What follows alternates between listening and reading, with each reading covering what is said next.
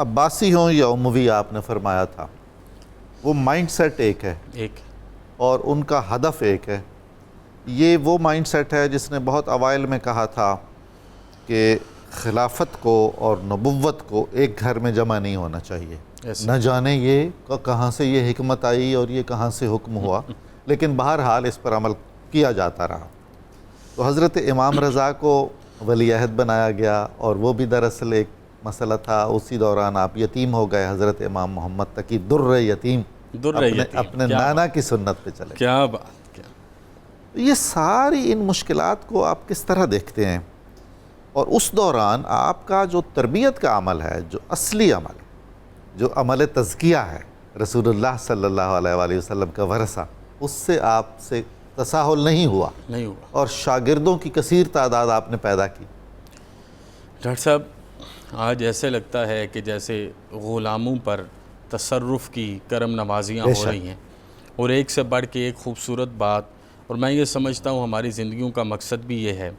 جیسے ابھی آپ ارشاد فرما رہے ہیں، آپ خود دیکھیے کہ 1995 ہجری سے لے کے 220 ہجری، یہ کتنا سا وقت ہے.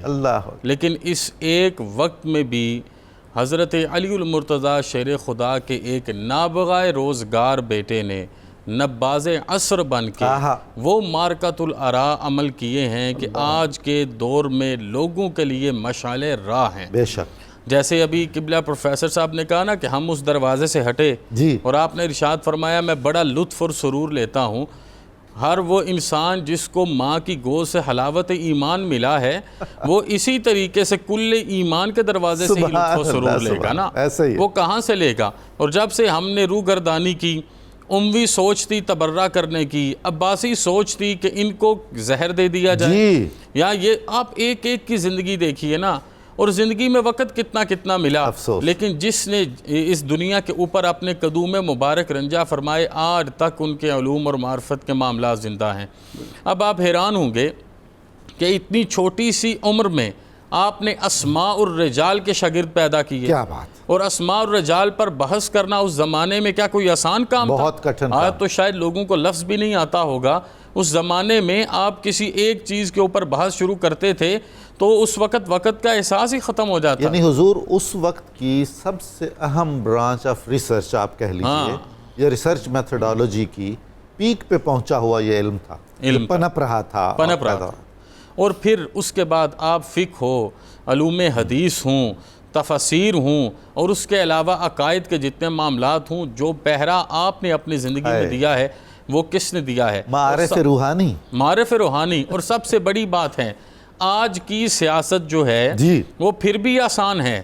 اس کو سمجھنے کے لیے اللہ پاک پھر بھی انسان کو رعنائیاں دے دیتا ہے. بہت ہی کمال بات آپ فرما رہے ہیں. اور اس زمانے کی سیاست نہیں تھی، وہ شورش تھی، وہ گندگی تھی، وہ تعفن تھا. اور اس بادشاہ کے دربار میں رہ کے آپ نے اسی طریقے سے اپنے لوگوں کو علوم معرفت سے تزکیہ عطا فرمایا.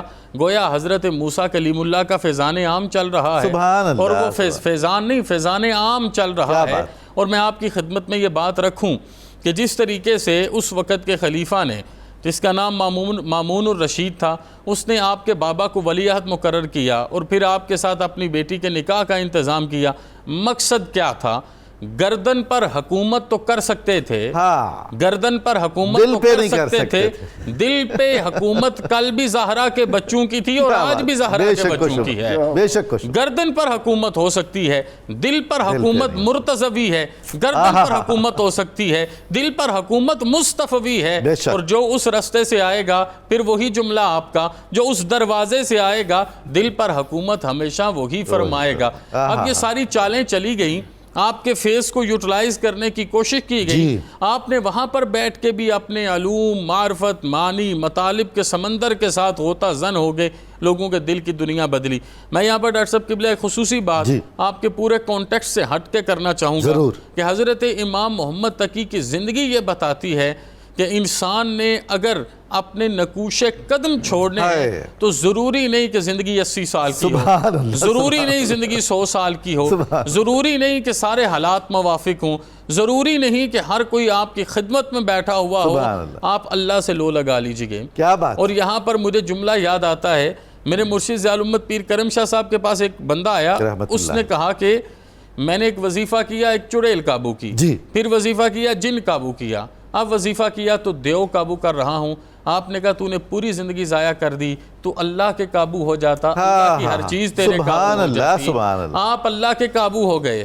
تو یہ وجہ ہے کہ سب سے کم عمر پانے کے باوجود بھی آپ نے اس طریقے سے علوم, معارف اور معانی کے اپنے شاگرد پیدا کیے کہ اگر ہم ابن ابی عمیر کو دیکھیں تو آپ کا دریوزہ گر ہے, ابن اسباط کو دیکھیں تو آپ کا دریوزہ گر ہے, محمد بن اسماعیل کو دیکھیں تو وہ جولی پھیلا کے آپ کے دروازے پر کھڑے ہیں, علی بن مہریاز کو دیکھیں تو آپ کے دروازے پر کھڑے ہیں. بات صرف اتنی سی ہے, سیدہ زہرا کی طہارت, سیدنا مرتضیٰ کی ولایت, رسول اکرم کی رسالت کا فیضان, اور ان سے بڑے سب آباء و اجداد کی نگاہ کی تاثیر کا محمد تقی. کیا بات ہے, سبحان اللہ سبحان اللہ.